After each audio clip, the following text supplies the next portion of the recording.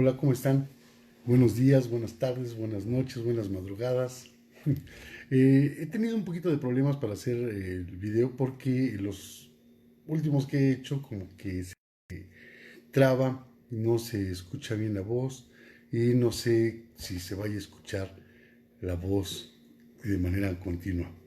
Pero bueno, vamos a intentarlo. Otra vez este conversatorio, hacerlo de la teoría general del derecho, pues para ayudarle a algún joven que llegue a ver este video sirva. Un joven que apenas vaya a iniciar la carrera de licenciatura en Derecho o un joven que esté apenas iniciando sus estudios de Derecho. Por eso es que le denomino ahorita pues la teoría del derecho. Nosotros, antes de iniciar, para que me pueda dar a entender, pues me gustaría política de los Estados Unidos mexicanos, el artículo 39, 40, 41, el 116, el 122, el artículo, creo que sí menciona el 49, bueno, el 40, el 39, 40, 41, 49, 116, 122, inciso A, fracción primera de la Constitución. Eh, Voy a tratar de leer, de no leer todos los artículos, sino las partes que nos interesan para después explicarlas. Y señala el artículo, título segundo, capítulo primero, de la soberanía nacional y de la forma de gobierno. Artículo 39. La soberanía nacional reside esencial y originalmente en el pueblo. Todo poder público dimana del pueblo y se instituye para beneficio de éste. Tiene en todo tiempo el inalienable derecho de alterar o modificar su forma de gobierno. El artículo 40 señala, es voluntad del pueblo mexicano constituirse en una república representativa, democrática, laica y federal, compuesta por estados libres y soberanos en todo lo concerniente a su régimen interior y unidos en una federación establecida según los principios de esta ley fundamental. El artículo 41 señala, el pueblo ejerce su soberanía por medio de los poderes de la Unión, en los casos de la competencia de estos y por los poderes de los estados y la Ciudad de México en lo que toca a sus regímenes interiores establecidos por la presente Constitución Federal. Y continúa el artículo, pero con lo que quiero darles a entender, pues hasta ahí es suficiente. El artículo 49 señala título tercero, capítulo 1 de la división de poderes. El de la Federación se divide para su ejercicio en legislativo, ejecutivo y judicial. No podrá reunirse dos o más de estos poderes en una sola persona o corporación, ni depositarse el legislativo en un individuo. Y continúa el artículo 49, nos vamos a trasladar al artículo 116,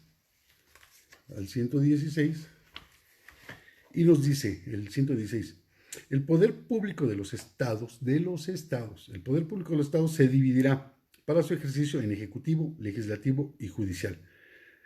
Y vuelve a ratificar la Constitución. Y no podrás reunirse dos o más de estos poderes en una sola persona o corporación, ni depositarse legislativo en un solo individuo.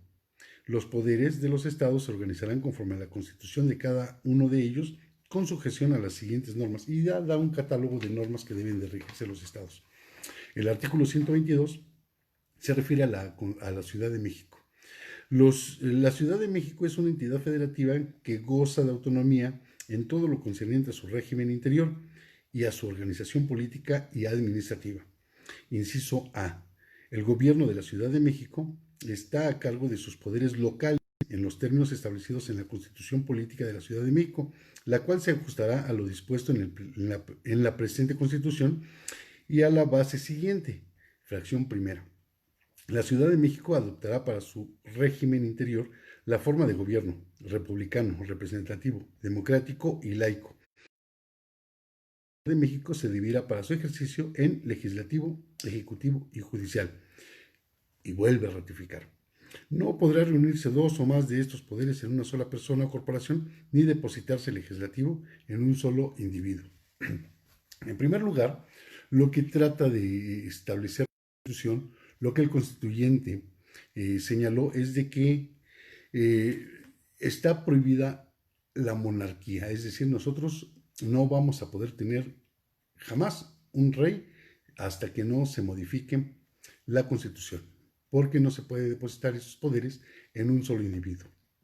Es decir, destierra para siempre, o al menos en la Constitución, el régimen monárquico. Pero ahora vamos a entender un poquito con más calma lo que nos está diciendo la Constitución.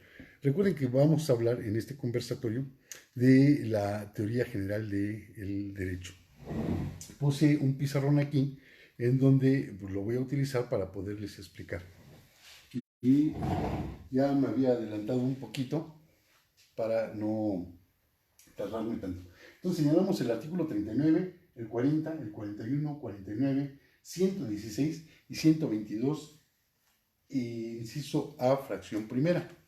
Y nos señala que la soberanía del pueblo dimana la soberanía dimana del pueblo y todo poder público dimana del pueblo, es decir, los poderes de los gobiernos pues dimanan del pueblo, son hechos para nosotros, para que nos gobiernen. Y el artículo 40 dice que es voluntad del pueblo formar una república.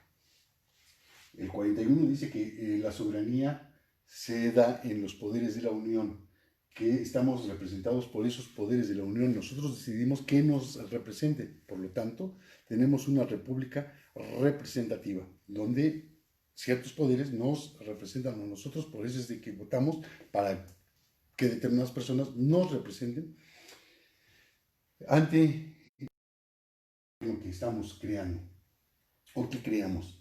Y también nos dice el artículo 49 que el poder supremo se divide para su ejercicio en un poder ejecutivo, legislativo y judicial, que en la especie sería el poder ejecutivo, el presidente de la República, y el Congreso de la Unión y la Suprema Corte de Justicia de la Nación. Pero el 116 estados y dice que los estados se van a integrar para su ejercicio en poder ejecutivo, legislativo y judicial. Vuelve a dar la misma forma de gobierno del federal, pero a nivel local. Y al igual que la Ciudad de México, señala que la misma forma de organización de tanto del poder federal como el estatal, pues también se va a dividir para su ejercicio en un poder ejecutivo, legislativo y judicial, con la diferencia de que el de la Ciudad de México se llama jefe de gobierno. Ahora, el poder legislativo, pues es el que crea las leyes y legisla, hace un cierto tipo para que nosotros nos adaptemos a esas leyes, porque nosotros para eso los pusimos, para que nos gobiernen y nos lleven por un buen camino. Ahora, el poder judicial federal se por una Suprema Corte de Justicia de la Nación, por tribunales colegiados de circuito, por tribunales unitarios de circuito, por juzgados de distrito y por un tribunal electoral. Pero también hay otras autoridades que son autónomas, que no dependen del Poder Ejecutivo, pero que sí también dirimen asuntos, también conocen de asuntos. A nivel federal tenemos al Tribunal Federal de Justicia Administrativa, la que va a llevar asuntos administrativos. Tenemos al Tribunal Federal de Conciliación y Arbitraje para que dirima los asuntos laborales de los trabajadores del gobierno. Pero también tenemos a una Junta Federal de Conciliación y Arbitraje para que dirima los conflictos de los particulares en relación laboral. Y tenemos aquí a un tribunal militar que ese obviamente emana de la Secretaría de la Defensa Nacional y ellos llevan sus procedimientos. Pero eso es a nivel federal. A nivel local tenemos el Poder Judicial se integra por el Poder Judicial del Estado. del Estado, pero también tiene sus autoridades autónomas. Tiene a su tribunal, al Tribunal de Justicia Administrativa del Estado, estatal. Si ustedes revisan, vamos a encontrar un Tribunal de Justicia Administrativa de la Ciudad de México. También vamos a encontrar una Junta Local de Conciliación y Arbitraje de la Ciudad de México. Y tiene a su Tribunal Agrario, para que dirima esos conflictos. Es decir, nosotros a las autoridades, creamos a esas autoridades, les dimos el trabajo para que formaran autoridades que van a regular nuestra conducta de acuerdo a unas leyes que crea el Poder Legislativo. El Poder Legislativo hace una diferenciación, hace derecho público, derecho privado y derecho social. Entonces nosotros nos vamos a ajustar a esas normas de derecho para que regule nuestra conducta y entonces así podamos celebrar los actos que nosotros queremos con observación a esas normas y tenemos que respetarlas. Para el caso de que no las respetemos, pues entonces están estos tribunales ya creados previamente para que puedan dirimir esas controversias.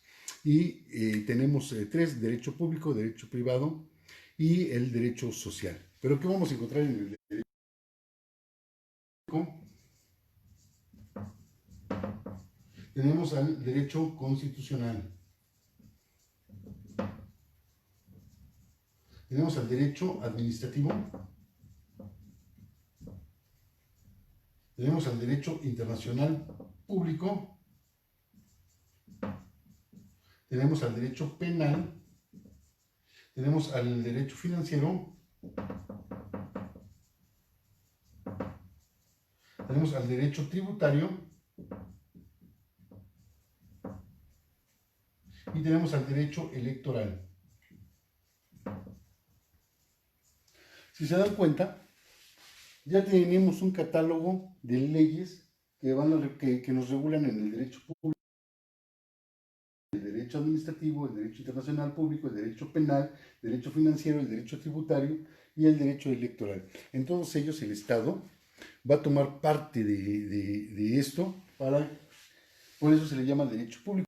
Pero está también el derecho privado, en donde el gobierno pues no se mete, no tiene injerencia en la celebración de ciertos actos. Es decir, en el derecho privado vamos a encontrar el derecho civil,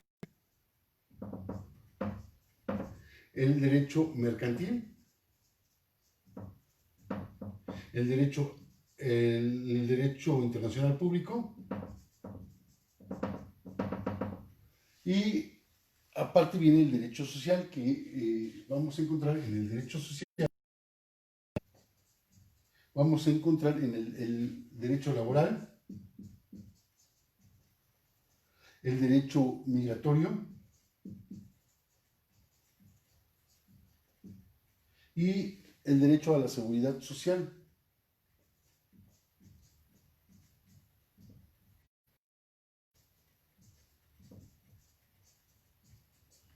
Y el derecho a la seguridad social.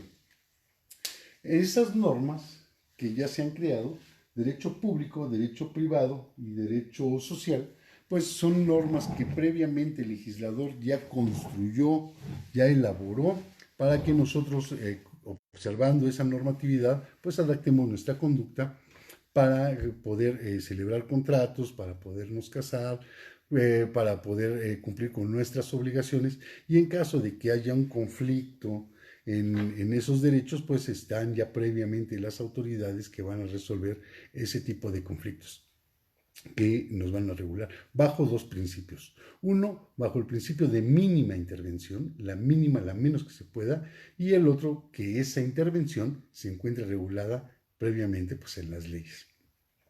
Entonces, bajo esos dos principios, pues nos van a regular. Nosotros como estados, les dije que como pueblo, pues creamos un contrato social. Todos los países tienen su contrato social, Pero nosotros, pues para poder entender qué es un contrato social, por qué emana el contrato social, pues tenemos que leer a Beccaria, a Voltaire, a Rousseau, a Montesquieu, a de Alexander, y entre otros más, en donde nos dicen que el hombre no es bueno por naturaleza, es malo el hombre y que necesita, pues obviamente, que viviendo en sociedad, pues obviamente, pues el hombre, pues se vuelve más malo porque es el mismo hombre es el lobo del hombre. Y entonces, para evitar que nos dañen, para evitar que nos hagan un mal, pues celebramos un contrato social para que entonces en donde esas autoridades pues nos regulen, nos normen nuestras conductas. Para el joven que apenas va a iniciar sus estudios en la licenciatura en Derecho o que apenas está en el primer año de Derecho, pues obviamente va a haber teoría general del derecho y tiene que sacar un concepto de lo que se entiende por derecho. Y podríamos ver que en un plano vulgar, que derecho pues es esto, lo que está recto, pero pues no se trata de ver qué es esto, lo que está recto, sino ir más allá, ir viendo hacia la ciencia del derecho. Si nos vamos de dónde provienen las palabras de derecho, de directum, entonces vamos a ir enfocándonos hacia lo que es el derecho. Pero con esta breve explicación que les acabo de dar, de cómo se crea, de cómo se compone y de las leyes que se crearon para normar nuestra conducta, pues de ahí, de esta breve explicación, ustedes tienen que sacar una definición, pero definición de ustedes. Hay autores que ellos en sus obras literarias, en sus obras doctrinales, han elaborado conceptos pues, para ayudar al estudiante. Pero obviamente pues, ellos han hecho un trabajo de investigación de manera sesuda, en donde de acuerdo a su análisis y previa explicación, pues nos dan ese concepto. Pero es de ellos, ellos ya estudiaron, ya se formaron, ya investigaron, pero esta carrera es de leer, investigar y reflexionar. Por lo tanto, tú debes de sacar de ti mismo un concepto con esta breve explicación que acabamos de sacar y vas sacando un concepto. Este concepto guárdalo por ahí,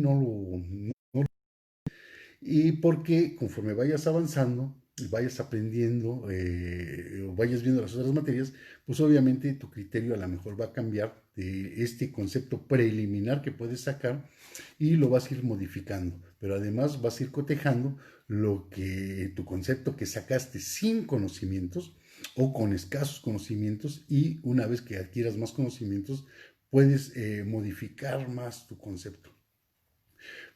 Te voy a dar un concepto para apoyarte con la finalidad de ayudarte a que tú puedas elaborar tu propio concepto. Derecho es un conjunto de normas imperativas que regulan la conducta externa del hombre, misma que en caso de violación a la misma puede actuar de manera coactiva. Te explico porque puede ser que haya palabras que no entiendas, que no comprendas porque tus conocimientos puede ser que sean todavía escasos. Entonces, es un conjunto de normas porque de todo ese catálogo que te acabo de decir de materias, no de leyes, de materias, pues cada una trae sus leyes, ¿no? Por ejemplo, el código, la Ley Federal del Trabajo, el Código Penal, el Código de Comercio, el Código Civil. Hay muchas normas, entonces por eso te digo que es un conjunto de normas. Imperatributivas se lo doy porque imperan esas normas, son a las que tenemos que obedecer, tenemos que observar esas normas para poder celebrar nuestros actos. De acuerdo a nuestra voluntad se tiene que ajustar a lo que digan esas leyes. Entonces, por eso, como son imperativas, imperan, entonces es un conjunto de normas imperoatributivas, porque nos regulan a nosotros que regulan la conducta externa del hombre. ¿Por qué externa? Pues es la conducta que se palpa, que se ve, la que podemos ver, tus compañeros pueden ver, pero no nos interesa, al derecho no le interesa la conducta interna, la conducta interna no le importa a la ciencia del derecho para su estudio, pero sí la conducta externa. Por eso es que es un conjunto de normas imperativas que regulan la conducta externa del hombre. del hombre. ¿Por qué? Porque no regula la conducta de los animales, a pesar de que los perritos tienen derechos, pero pues no los animales. No los hombres sí los regula, entonces no regula a los animales.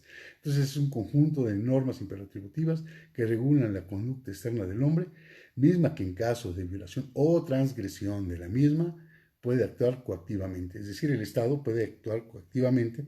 Si te llevas un juicio y pierdes el juicio, el Estado te va a cumplir los términos de la sentencia que se dictó, que el juez dictó.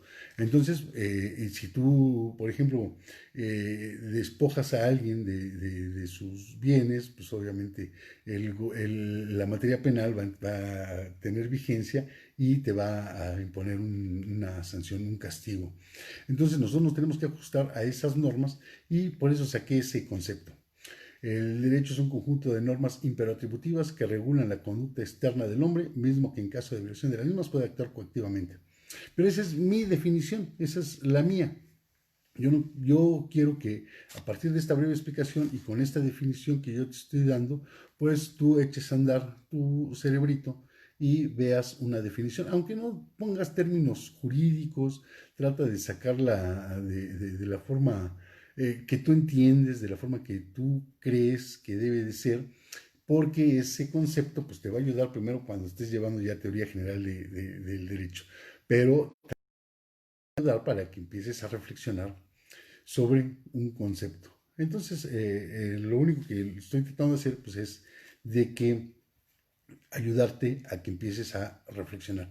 Acuérdate que esta carrera es de leer, investigar y reflexionar. Ahora, ¿por qué te estoy diciendo esto? Muchas veces tu interlocutor comete errores, inconscientemente puede cometer errores, te puede estar dando una información falsa, errónea, inexacta, pero por eso es importante que tú desde ahorita te acostumbres a dudar de todo y empieces a investigar por tu cuenta para que llegues a la determinación si lo que te dijeron es verdad o si la opinión que dieron, pues tú coincides con la misma opinión o tu opinión es diversa o puede haber un choque de opiniones, pero ya con un fundamento. Por eso es importante que no todo lo que te digan pues lo tienes que creer. Para eso, pues entonces tienes que investigar, leer, reflexionar y sacar tu propia investigación. México necesita buenos estudiantes, necesita investigadores. No tenemos investigadores. Los investigadores que ahora hay se le podrían llamar recopiladores, porque nada más recopilan información y publican. No, se trata de que México necesitamos ahorita investigadores. Y si te enseñas desde ahorita a investigar, pues sería muy bueno. Ahora, como se trata del tema de teoría general del derecho, quiero hablarte desde los inicios del derecho y no desde Roma. Yo me quiero ir todavía mucho más para atrás. Fíjate que en Grecia había, muchas veces había disputas de carrera, habían concursos de carrera de caballos y de repente si alguien considerabas que hacía trampa o tú te percatabas que hacía trampa, pues tú le decías que le imputabas obviamente que había hecho trampa y obviamente tu interlocutor pues iba a negar que había hecho trampa. Entonces, la forma más fácil de llegar a la verdad, de descubrirlo, pues era decirle que lo jurara como estamos en Grecia había los oráculos. Uno de los más famosos es el oráculo de Delfos. El oráculo de Delfos. Entonces, supongamos que tú creías en ese Dios, en esa divinidad, te decían, júralo por el oráculo de Delfos que no hiciste trampa.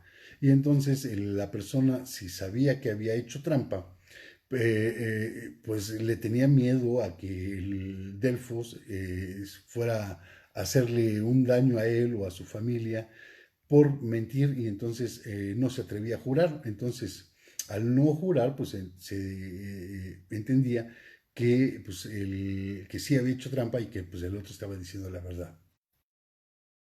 A donde quiero llegar es de que pues se le tenía miedo a la divinidad, ¿no? Y pues así se hacía prácticamente justicia. Pero ¿Cuántas veces no has escuchado eh, no sé si hayas escuchado que existe un Antiguo y Nuevo Testamento? En el Antiguo y Nuevo Testamento, pues resulta que en el Pentateuco, pues se divide por el Génesis, Éxodo, Levítico, Números y Deuteronomio. Y después vienen los profetas mayores, profetas menores y todo lo demás. Entonces ahí vamos a encontrar a Isaías, Jeremías, Ezequiel y todo eso. Pero no vamos a hablar de religión, o sea, no se trata de religión, sino se trata de derecho. Y estamos hablando de la teoría general del derecho. Pero como también se trata de reflexionar, como vamos a hablar ahorita del Génesis y después vamos a hablar del Éxodo, porque enfocado al derecho, te voy a poner un ejemplo del Génesis. Si buscas, si tienes el Antiguo Testamento, pues busca Génesis 1:26, busca el Génesis 2:22, y si no tienes en tu casa, pues Google y busca Génesis 1:27 o Génesis 2:22 y Génesis 2:22, porque ahí vamos a encontrar un ejercicio de reflexión para que empiecen a reflexionar, enfocado al derecho. Pero, pues el ejemplo que se me ocurrió, que fue de ocurrencia para hacer los reflexiones del Éxodo, y entonces, como vamos a hablar del Éxodo, pues de una vez de la Génesis, en donde les quise poner este ejemplo. Pues dice el Pentateuco en el Génesis 1:27, Dios creó a varón y hembra, a su imagen y semejanza. Bueno, si los investigadores han buscado quién era esa hembra que creó Dios, porque Dios y hembra. Entonces, han determinado los estudiosos que ese varón es Adán y esa hembra es un personaje que se llama Lilith, Lilith, Lilith. Esta mujer se supone que se enoja con Adán y abandona el paraíso cuando Dios trata de que regrese para comenzar la vida. Este se niega rotundamente y ya no regresa. Entonces, como no regresó, pues ahora es la mala, es la que es el demonio. Lilith, pues de acuerdo a la narrativa, pues ahora ella representa el mal. Posteriormente, entonces, en el Génesis 2:22, se narra de que del hombre de Dios quita una costilla y crea entonces a la mujer y se la presenta a Adán. Esta mujer, de acuerdo a los estudiosos, pues se llegó a la determinación de que esta mujer fue Eva, porque no puede haber creado dos veces a la misma mujer. Busca en el Génesis 1:27, crea a varón y hembra, y busca el Génesis 2:22, en donde crea a la mujer, presenta a Adán. Entonces, la primera mujer que existió en la tierra se supone que es Lilith, y la segunda mujer que llegó al Edén, pues es Eva. Pero esa es nada más un ejercicio o una explicación para que tú saques tu propia reflexión. Búscalos, no me creas a mí, duda de mí, busca Google, Génesis 1:27, Génesis 2:22. Pero ahora sí, vámonos al Éxodo. ¿Cuántas veces no has escuchado? No hagas lo que no quieras que te hagan. ¿Cuántas veces no lo hemos escuchado, no? O cuántas veces no has escuchado de tal palo, tal astilla, ¿no? De tal, de cual, o sea, es igual, similar, la misma calidad. Entonces, eso normalmente es lo que se le denomina la ley del talión. ¿Cuántos de ustedes no han escuchado la ley del talión? Todos hemos escuchado la ley del talión. ¿Y qué decimos? Ojo por ojo, diente por diente. Pero ¿de dónde emana? ¿De dónde emana la ley del talión? El talión no es un rey, tampoco fue un emperador, no es nada, sino se le denomina talión a una norma que se estableció desde la antigüedad. En el Antiguo Testamento vamos a encontrar vestigios de lo que es la ley del talión. Los estudiosos han tratado de definir qué quiere decir talión, tali, y dicen que es pagar, y on es y pagar. Entonces, pagar y pagar, según los estudiosos que han dicho que pues, el talión, ¿qué quiere decir? Lo han dividido, tali, on, pagar y pagar. Otros dicen, no, es pagar tal y cual. Otros dicen, no, es pagar en la misma calidad, en la misma forma.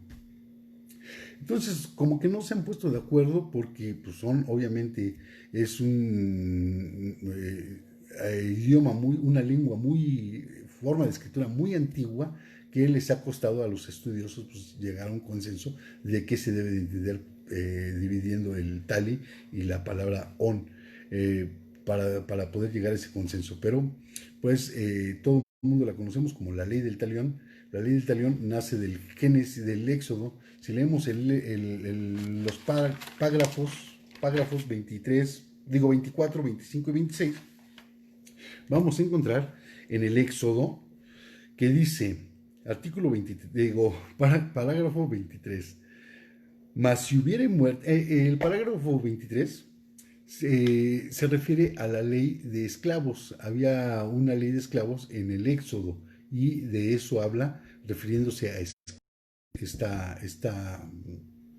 parágrafos. Entonces dice el parágrafo 23, mas si hubiere muerte, entonces pagarás por vida, vida por vida. Mas si hubiere muerte, entonces pagarás vida por vida. Y en el parágrafo 24 vamos a encontrar otra vez la misma regla. Ojo por ojo, diente por diente, mano por mano, pie por pie. Y de aquí, del parágrafo 24, sale lo que nosotros conocemos como ojo por ojo, diente por diente. Es ojo por ojo, diente por diente, mano por mano, pie por pie. Y el parágrafo 25, pues reitera otra vez lo mismo, esta ley del talión, y dice, quemadura por quemadura, herida por herida, golpe por golpe. Con esto nos damos cuenta que la ley del talión, el derecho ya empezaba a normarse desde la antigüedad. No inicia de Roma para acá, no. Inicia desde la antigüedad. Si nosotros le buscamos, quizá, si ustedes hacen una investigación más sesuda, pues quizá van a encontrar más antecedentes en donde se den cuenta que pues, el derecho no empieza a surgir con el éxodo a lo mejor, sino mucho más atrás. Entonces, esa es una... Incluso ustedes pueden hacer una tesis, pueden hacer un ensayo de cada uno de los temas que pues les estoy comentando. Ahora, vamos a dejar este tema de Génesis, del Éxodo, y vamos a hablar un poquito de fíjense que continuando con el Antiguo Testamento, porque lo que quiero llegar es al Islam, antes de llegar a Roma. Fíjense que, no sé, voy a utilizar el pizarrón, voy a permitirme borrar.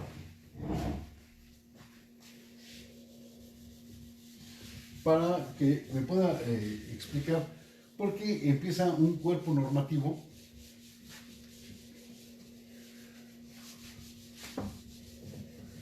Recuerden, no pierden el tema. Estamos hablando de la teoría general del derecho. Y lo que estamos haciendo y lo que nos interesa a nosotros, pues obviamente es el derecho.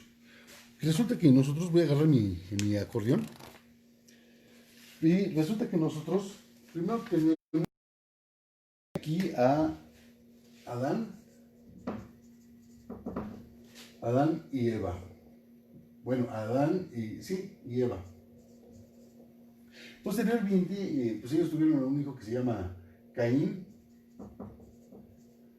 y Abel. Y después de aquí, pues obviamente Caín priva de la vida a Abel y viene una descendencia de hijos, hasta llegar a lo que es Noé. Viene Noé y tiene a 3 hijos. Tiene a Sem, tiene a Cam y tiene a Jafet. Estos a su vez, Sem, Jafet y Jafet, pues ellos crean varios pueblos, pero de estos otra vez viene varias descendencia hasta llegar a Abraham.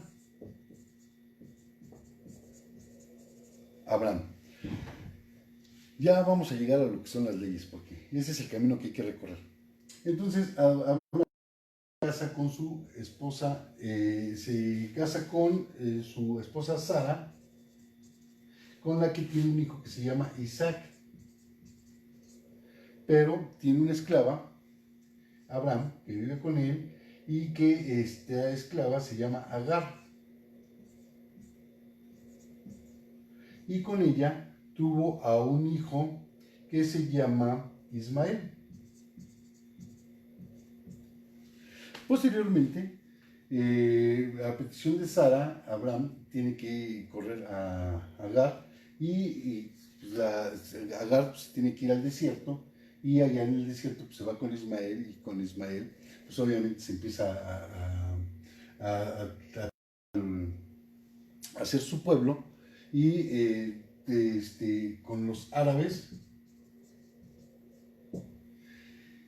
Y entonces ahí empieza otra corriente en donde ya con posterioridad, pues entonces se presenta, se le presenta a, ay, se me fue este nombre porque no lo apunté, a a Mahoma. Dios se le presenta a Mahoma,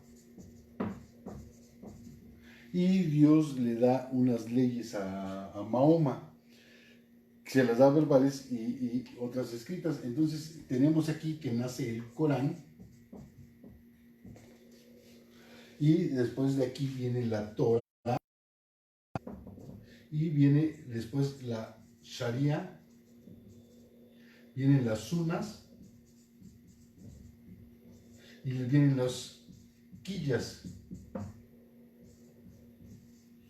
Y el Corán, la Torah, la Shara, las Sunas y las Quillas están redactadas en versos. Estos versos se les llaman suras. Shura, están escritos en Shura, en versos. Entonces, aquí es a donde entra ya el derecho. Aquí está en el Islam.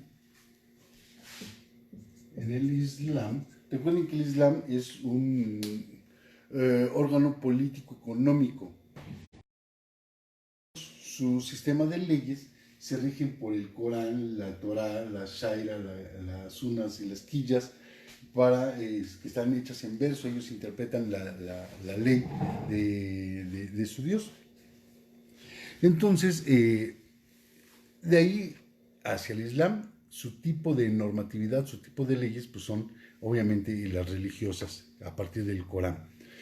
Pero dejando un poquito al lado el Islam, nos vamos a trasladar a Roma. Resulta que en Roma, pues el derecho que creó Roma, pues es importante para nosotros, porque nos basamos de las leyes románicas o romanas, para que las tomamos de referencia para poder elegir cosas que están establecidas o que se establecieron en los códigos romanos, en el Iuris Civilis, pues aún aplican en la actualidad. Pero resulta que había dos grupos de personas, de pueblos, que eran los patricios, pero estos dos pueblos se necesitaban mutuamente para poder subsistir, para poder sobresalir, pero además para poder conquistar, para poder ganar las guerras. Acuérdense que Roma pues era un estado en donde iba conquista tras conquista, tras conquista, tras conquista. Entonces se necesitaban mutuamente, pero obviamente pues los patricios normalmente hacían leyes en donde pues les perjudicaban a los plebeyos, y obviamente pues los plebeyos pues hicieron su tribuno plebis, y emitían unos plebiscitos. Estos plebiscitos obviamente única y exclusivamente aplicaban para los ellos.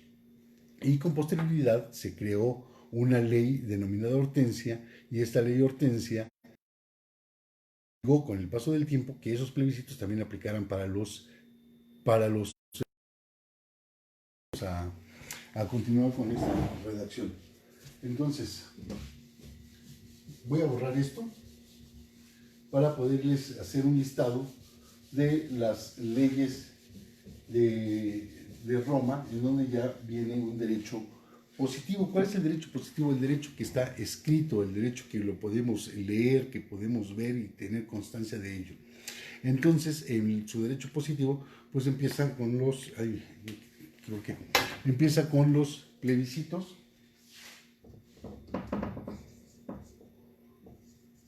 Con los plebiscitos que eran emitidos por el tribuno plebis y aplicaba para los plebeyos. Después viene la ley Hortensia,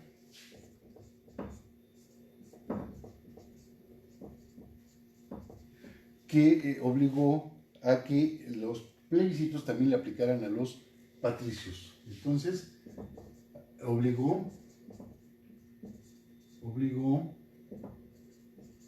a que los plebiscitos fueran obligatorios también para los patricios.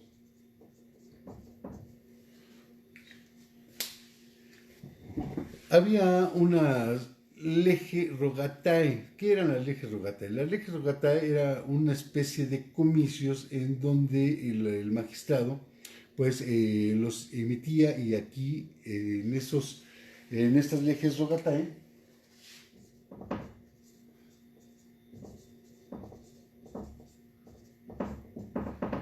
que era una especie de comicios en donde se ponían las disposiciones, ahí se establecían las leyes, y aquí estaban incluidas en las leyes rogatae las 12 tablas. Voy a hacer un paréntesis. En estas 12 tablas, una parte importante es que también vamos a encontrar la ley del talión.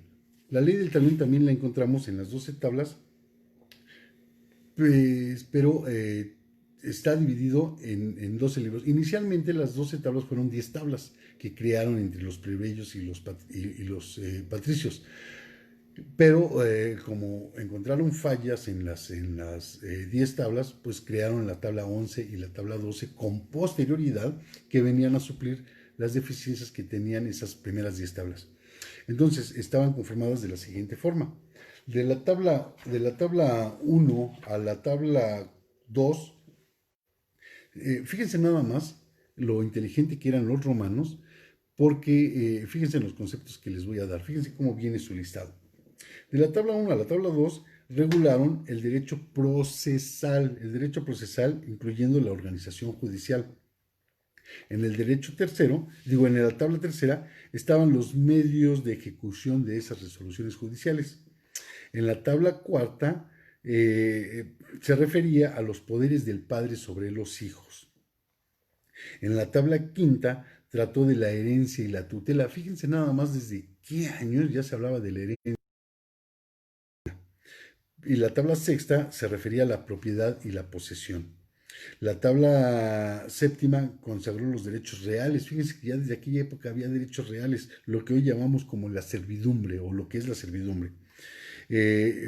Conforme vayan avanzando ustedes en su carrera, van a saber la diferencia entre derecho personal y derecho real. Entonces, fíjense cómo es tan importante esto. La tabla octava se refería al derecho penal.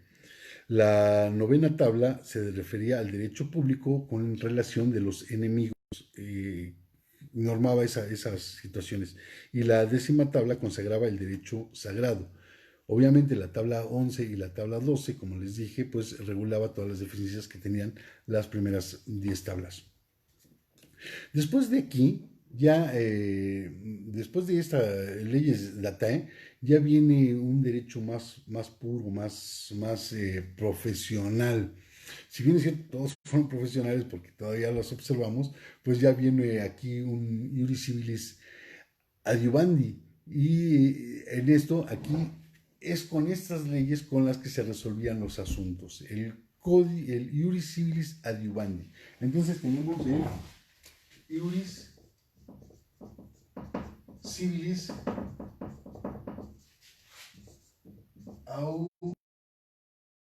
adiuvandi, que era, pues obviamente las disposiciones para poder, tenía los derechos y las obligaciones de los gobernadores. Entonces se resolvían los juicios, pero eran tan listos los romanos que crearon otro código, otra ley que se llama Iuris Civilis Supplendi. ¿Qué es esta Iuris Civilis Supplendi? Pues suplía las deficiencias que tuviera el Iuris Civilis Adiuvandi. Entonces, el Iuris Civilis Supplendi, Adiuvandi, el Iuris Civilis Supplendi con doble P, Supplendi. Pero no se conformaron solo con eso, sino hicieron otro iuris civilis corrigendi causa. Es decir, si se equivocaban en el iuris civilis adiuvandi o en el iuris civilis supplendi, pues tenían otro iuris civilis corrigendi causa. Podrían corregir esas deficiencias con ese iuris civilis corrigendi causa. Entonces tenemos al iuris civilis corrigendi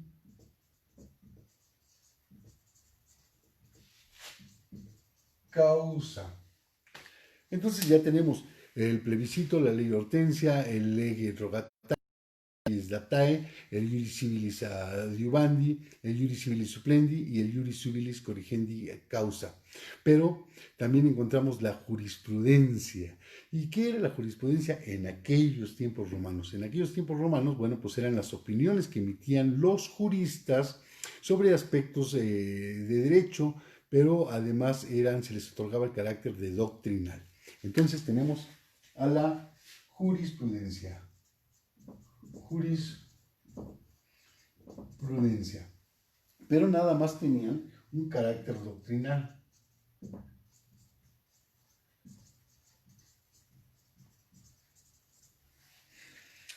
Con posterioridad, la jurisprudencia se fue modificando. Voy a hacer un paréntesis. La jurisprudencia, si bien es cierto, nace nada más como unas opiniones de los juristas de derecho, con posterioridad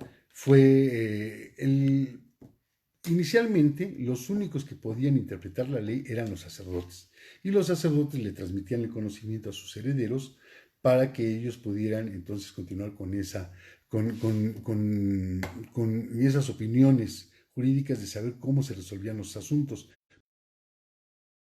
Eran opiniones secretas, era la secrecía en donde ese conocimiento nada más lo tenía un grupo limitado de sacerdotes. Posteriormente, pues ya se empieza a hacer opiniones de derecho por medio de los juristas, y posteriormente, conforme avanza, pues entonces ya se les da un carácter medio oficial, así como que, si bien es cierto, no es autoridad ese jurista, pero observa lo que está diciendo porque es un conocedor de la ciencia del derecho. Y posteriormente empiezan publicaciones, empiezan traducciones, se empieza a difundir y a difundir y a difundir. Aquí vamos a encontrar a Solón, que empieza a hacer publicaciones de las formas o las fórmulas de solución de esos juicios, que al principio pues nada más se le asesoraban a las partes de que tenían conflictos en relación a la jurisprudencia, y posteriormente pues ya se les dio a terceros, y después se fue publicando, y así vamos a llegar hasta la jurisprudencia que ahora tenemos. Entonces, como les vuelvo a decir, como se los dije hace rato, no quiero ser tan incisivo, pero si quieres hacer un ensayo, si te quieres hacer una tesis, pues aquí tienes temas para que tú los tomes en cuenta para elaborar tus tesis. puedes hablar de los plebiscitos, de la historia de los plebiscitos, puedes hablar algo de ahí, de la ley Hortensia, de la ley Rogatae, de la ley Date, del Iuris Civilis Adiuvandi. La materia que elijas, si eliges mercantil, aquí vas a encontrar material. Si eliges penal, aquí vas a encontrar penal. Si vas a encontrar constitución, aquí vas a encontrar constitución. Si vas no sé, lo que tú quieras está aquí en las leyes romanas. Y desde ahí puedes iniciar tu trabajo de investigación. Pero bueno, ahora vamos a continuar, vamos a dejar la jurisprudencia a un lado y teníamos las últimas leyes. Entonces, teníamos la FAS, que era el derecho sagrado. Después viene la lex divina, que estaba dirigida a los sacerdotes. Y después viene el ius, que era obviamente pues, el derecho elaborado por los hombres, que se le llamaba lex humana. Entonces, tenemos a la FAS, que pues obviamente pues era el derecho sagrado. Derecho sagrado. Tenemos a la lex divina,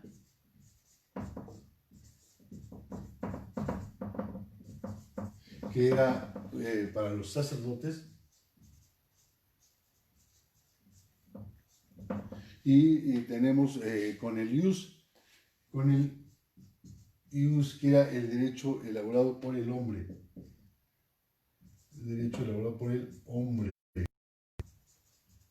lex humanum.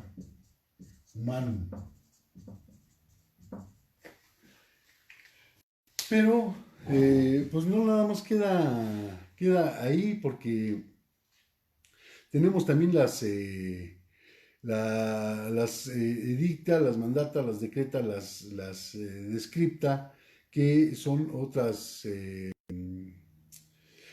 ¿cómo te explicaré? Otros ordenamientos dentro del derecho. Tenemos hacia los abogados, tenemos el respondere, el cabere, el agere, que también regulaba pues esto. Entonces, tenemos la sedicta, ya no me va a alcanzar. Tenemos las mandata, la decreta,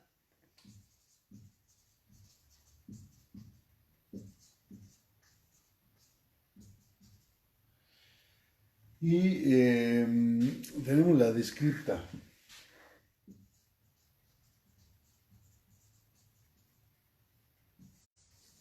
Estos tipos de ordenamientos, obviamente, la mandata eran instrucciones que iban dirigidas a los gobernadores de las provincias. Es decir, eran mandatos que se les hacían a los gobernadores de las provincias. Entonces, mandata es de las provincias. Y obviamente las decretas son las disposiciones jurídicas que eran tomadas por el emperador. Entonces, estas disposiciones las hacía como casi en carácter de juez, esos decreta, ¿no? Entonces eran las disposiciones judiciales. Las decreta, disposiciones judiciales. Fíjense cómo va evolucionando el derecho. Y tenemos la rescripta, que eran obviamente como el derecho de petición, que es respuesta a los funcionarios y a los particulares.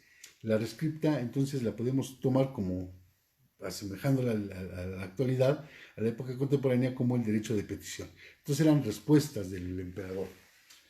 Entonces tenemos la rescripta, respuestas del emperador.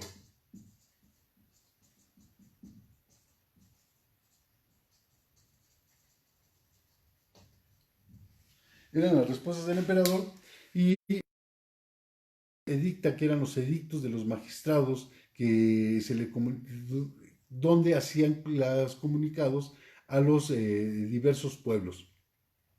Entonces, los edictos son los comunicados del magistrado que se le hacían hacia los pueblos. Los edictos son comunicados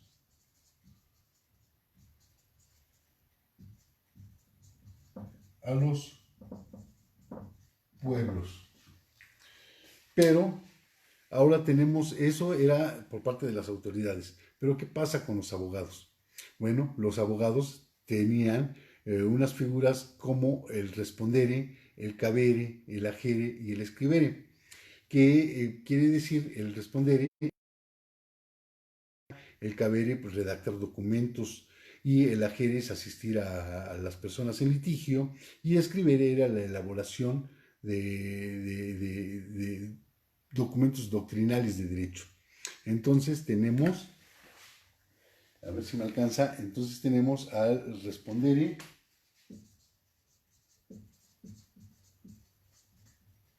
cabere, respondere, cabere, agere,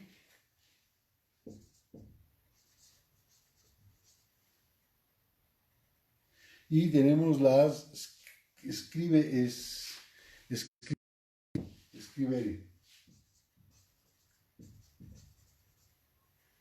Pero estas eran dirigidas a los abogados.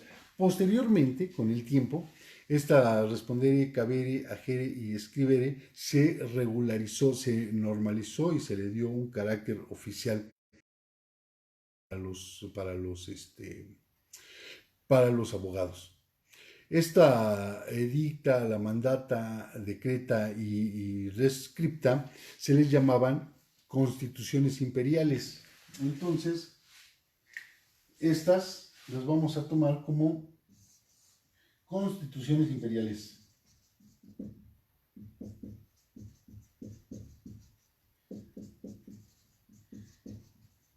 Imperiales. ¿Por qué pongo énfasis en esos, en la edicta, mandata, decreta y descripta? Porque las vamos a retomar más adelante. Había un código gregoriano. El código gregoriano no era es una compilación de constituciones imperiales, es decir, de la edicta, de la mandata, de la decreta y de la rescripta. Esta compilación de constituciones imperiales no tenían carácter oficial. Entonces estaban integradas en un códex que se llamó Códex Gregoriano. Ya no me alcanza aquí, pero vamos a ponerlos ahora de este lado. Códex Gregoriano. Pero recuerden, no era oficial.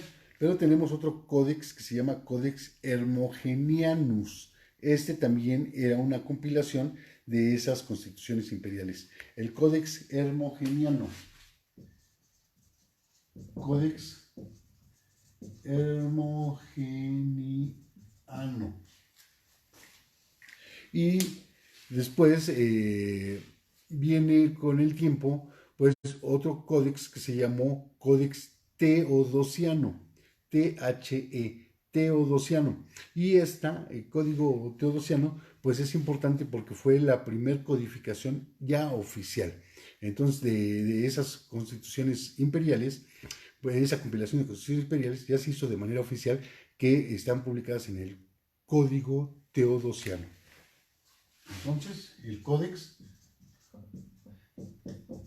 teodosiano. Este ya fue oficial.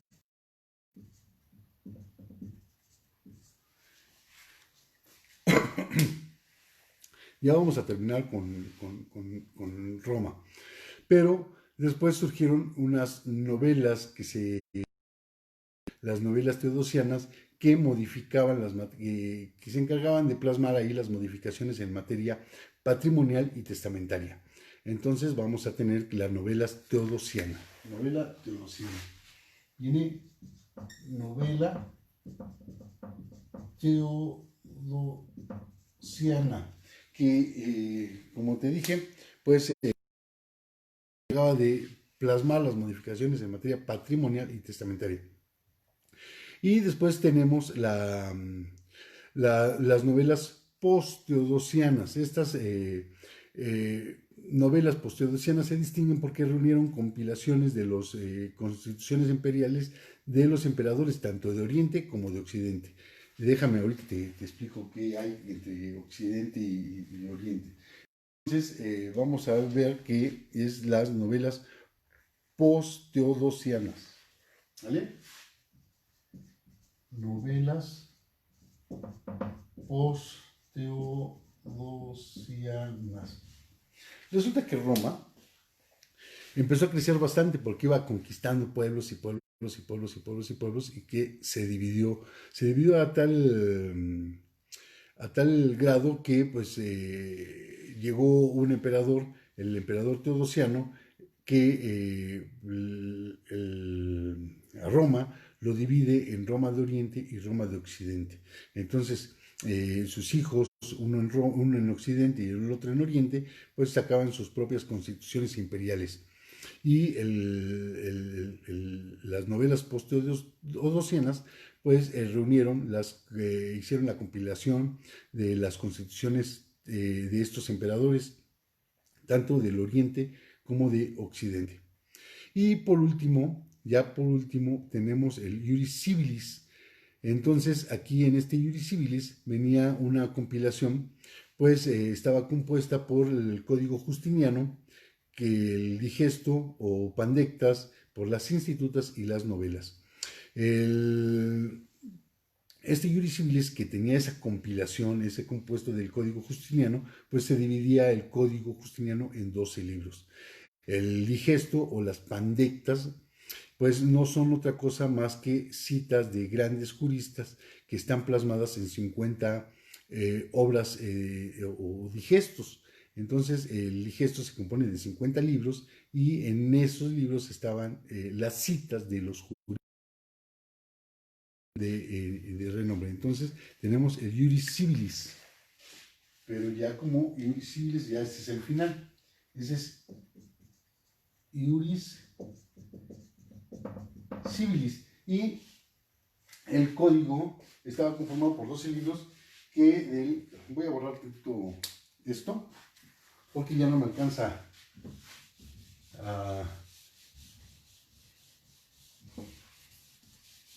ya no hay espacio para seguir escribiendo, ya me acabé el espacio. Bueno, este código estaba conformado por 12 libros. 12 libros y en el libro primero tenemos al derecho eclesiástico,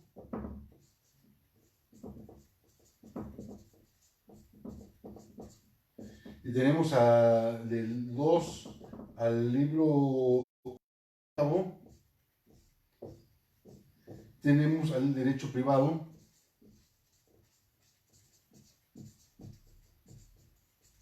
el libro noveno, tenemos al derecho penal, y del libro 10 al libro 12 tenemos al derecho administrativo.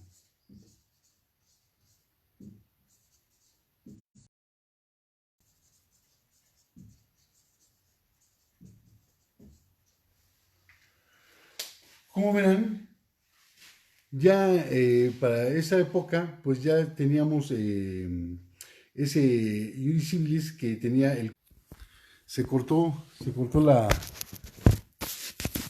la transmisión. Entonces, este código justiniano, pues ya tenía más forma, ya había pasado por más reflexiones y ya estaba mejor formado este código. Y te repito, si tú quieres ser un investigador o quieres estudiar o hacer tu tesis o quieres elaborar un ensayo, pues puedes buscar el Código Justiniano o el Iuris Civilis y desde ahí pues vas a tener bastante material para poder desarrollar tu investigación o tu tesis o tu ensayo, o si te vuelves investigador a lo largo de los años, pues ya tienes material de dónde empezar. Fíjate que nosotros necesitamos investigadores porque no hay en la actualidad no tenemos investigadores que se dediquen a la ciencia.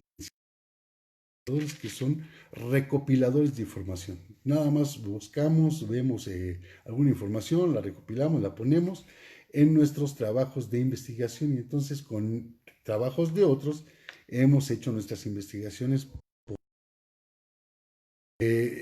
Y no hay investigadores, no hay investigadores científicos, nada más nos hemos vuelto recopiladores. Necesitamos en verdad investigadores y me gustaría que en un futuro pues tú fueras un investigador. Entonces, pues ya tienes material de dónde empezar a hacer tus investigaciones para poder sustentar tus pensamientos, tus reflexiones. Y pues ya después de esto, pues esto es lo que hay, el camino de las leyes para ver el caminito que ha tenido el derecho, cómo ha ido evolucionando el derecho. Y para cerrar, te voy a platicar de 3 juicios para no hacerlo tan largo. No sé cuánto tiempo lleve, pero se acaba de cortar la transmisión y tratamos de reiniciarla. No sé cuánto tiempo me vaya a durar. Quiero hablarte ya por último de 3 juicios. Fíjate que Galileo Galilei sacó una teoría que se llama, decía que la Tierra giraba alrededor del Sol, pero él hace su publicación en 1616, difunde el resultado de su hallazgo, de su investigación, y la iglesia pues se enteró de esto, pero no lo tomó en 1633 cuando empieza a hacer mella porque se empieza a poner en tela de juicio la credibilidad de la iglesia, porque era la única que podía decidir, la que tenía los investigadores y la que ponía las reglas de juego. Entonces se le acusa a Galileo Galilei de herejía, se le da el cargo de herejía en la Santa Inquisición y Galileo Galilei, con tal de salvar la vida, pues se retracta de su teoría que creó y logra vivir, y por eso de ahí sale el dicho de que y sin embargo se mueve. Pero aquí, como podemos ver, si bien es cierto, quizá a lo mejor su juicio se llevó conforme a la normatividad de aquel tiempo de Italia, si bien es cierto que se pudo haber llevado de forma adecuada sin transgresiones procesales, pues influyó la política criminal en este asunto. Se volvió a cortar, no sé cuánto. Entonces, viene el tercer juicio, el segundo juicio. El segundo juicio, bueno, pues se desarrolla en Judea, el juicio de Jesús. No sé si ustedes han leído el libro de Ignacio Burgoa, en donde Ignacio Burgoa hace que se llama el proceso de Cristo. Nos explica que no se respetaron los principios de la ley mosaica de aquel tiempo. Acuérdense que en aquel tiempo pues estaba regía el Corán, la Torá, la ley mosaica. Entonces Jesús fue juzgado por los fariseos,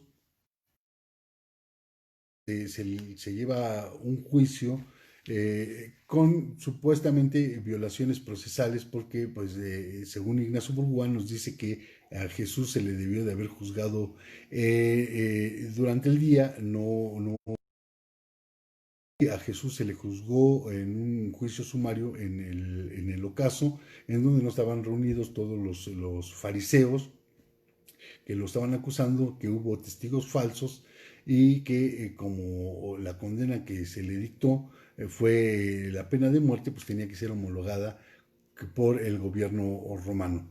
Entonces se le llevó a Poncio Pilatos se trata de salvar a Jesús y no viéndose presionado por el pueblo, por los fariseos, pues él se declara incompetente por territorio, porque se da cuenta que Jesús es judío y pues entonces ordena que pues, se vaya con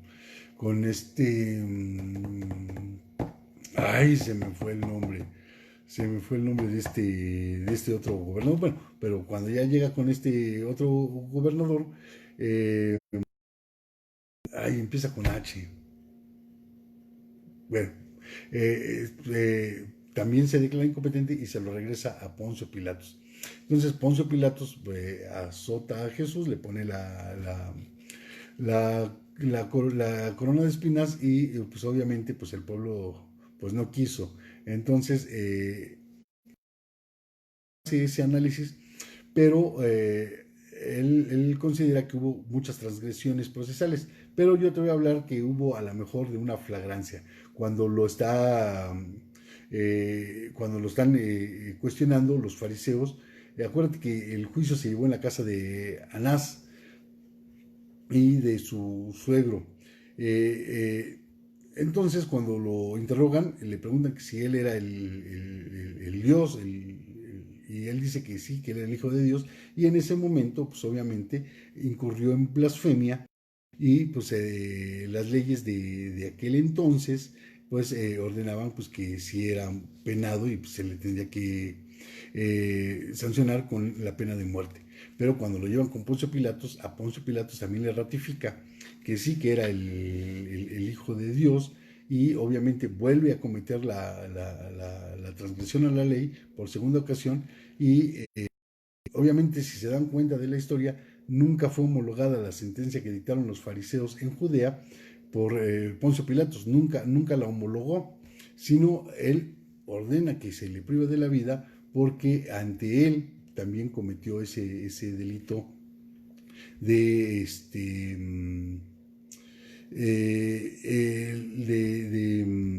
ay, ¿cómo se me fue el nombre ahorita? De blasfemia.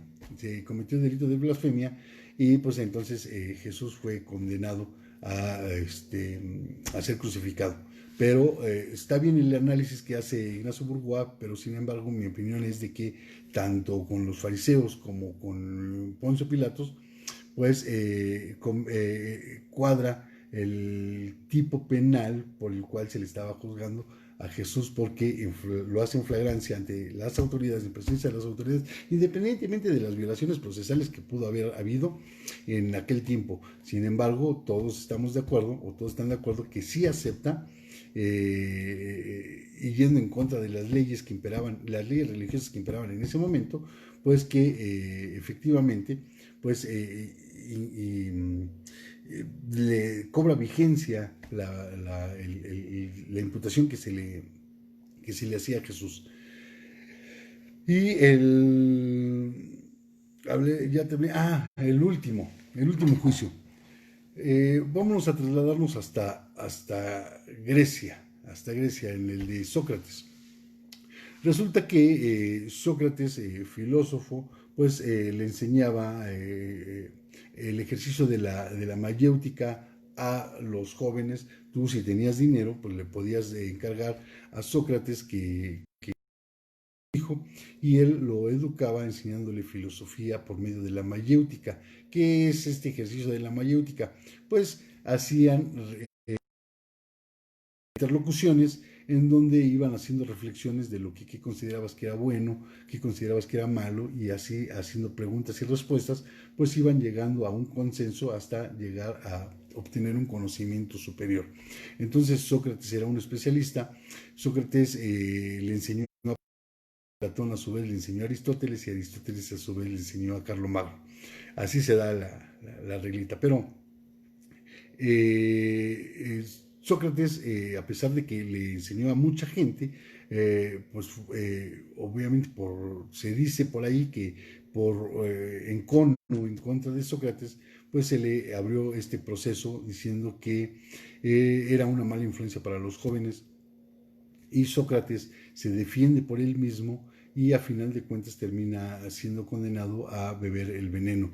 Y a pesar de que tenía amigos muy poderosos, de gente de mucho dinero, le dijeron que podían ayudarle a escaparse, pero él no estaba de acuerdo, porque decía que las Hades se iban a molestar, porque además iba en contra de sus... Estaba de acuerdo con las leyes, pues tenías que hacer lo posible por cambiar esas leyes. Si te das cuenta, esos juicios, el de Sócrates, el de Galileo Galilei y el de Jesús, se llevaron de manera oral, o sea que la oralidad ya imperaba desde esos tiempos, si fue correcto, fue conforme a derecho o no, pues ya la oralidad se llevaba en esos juicios. Ahora, si hubo violaciones procesales o no, no las vamos a saber hasta no estudiar. Y estos también son temas de elaborar o de unas investigaciones para que elabores tus ensayos, pues este tipo de juicios te podía ayudar para que indagues un poquito más. Te vuelvo a ratificar, no me creas, investiga por tu cuenta para ver si lo que te dije pues es correcto o está mal, y si estoy mal pues te pido por favor tu indulgencia, pero pues házmelo saber, vamos, que no nos dé miedo entrar a ese plano del escarnio de la demás gente. Pero pues vamos a tratar de ayudarnos. Si yo estoy haciendo esto, que tengamos este coloquio y empecemos a reflexionar sobre lo que es el derecho. Si tienes alguna duda, si tienes alguna pregunta, pues puedes escribirme por inbox o puedes enviarme un WhatsApp. Te voy a dejar mi número telefónico, es el 55 64 21 0961, o escríbeme a mi correo, todo con minúsculas, ramos090968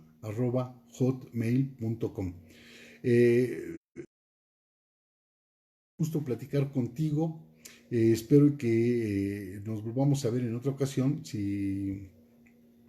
No, espérame, me falta hablar de otra cosa. Fíjate que todo este proceso de derecho, ya nada más para cerrar, ya nada más como por último, lo que acabamos de ver es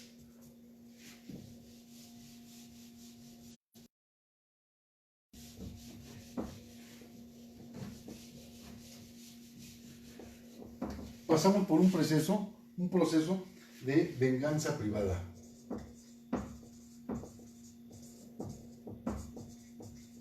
Pasamos por un proceso de venganza divina,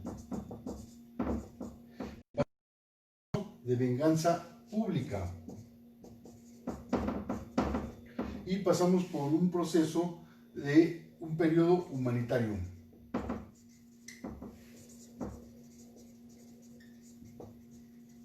Y después viene una etapa científica. Viene este tipo, una venganza privada, una venganza divina, una venganza pública, un periodo humanitario y una etapa científica. En todo esto que te estoy platicando, hemos pasado o estamos llegando a la etapa humanitaria. Pero si te fijas, si leemos el artículo 17 de la Constitución, déjame ver el artículo 17, dice el artículo 17: